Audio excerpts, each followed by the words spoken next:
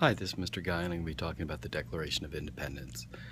The colonies had been at war with England for over a year, and the colonies were actually asking the Congress to actually make a declaration of independence from England.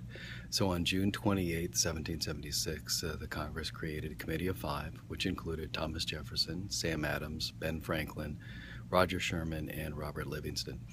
The committee basically said that Thomas Jefferson would write the original draft, and then after he wrote the draft, then people edited it. It lied on the table in Congress for 2 days, and people made changes to the Declaration. One of the changes was that the clause that said England forced slavery on the colonies was removed. And then on July 2nd, the Declaration draft was approved, and then it sat on the table again for a couple more days to actually review the wording. Finally, on July 4th, the wording was approved. There are 5 sections in the Declaration. The first one is the introduction, which basically says the right of governments and in nature and law. The second is the preamble, and it gives natural rights and when revolution is justified.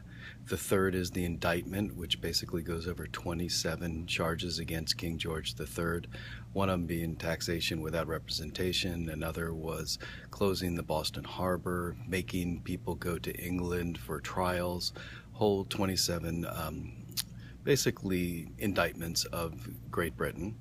And then the next part was the denunciation, stating that these 27 was enough proof for the world and for everybody to know that the revolution was justified.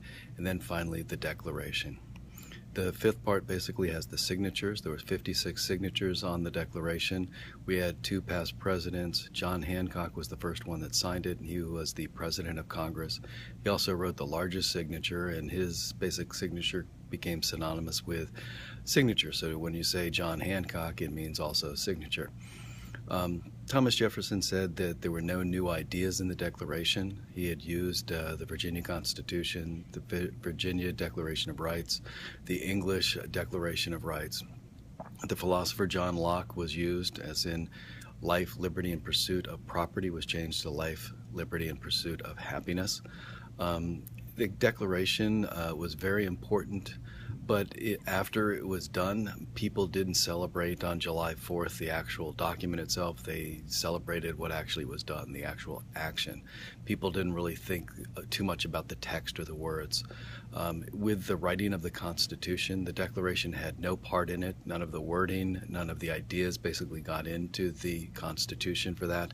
So they were separate, and it was even noted in the Missouri Compromise and some of the compromises with slavery.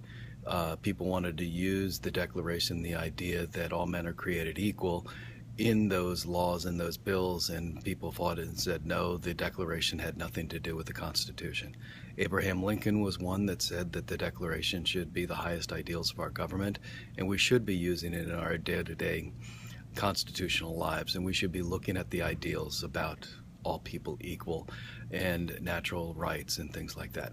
So hopefully this is helpful. If you have any questions, feel free to post or ask in class. Have a good day now. Bye-bye.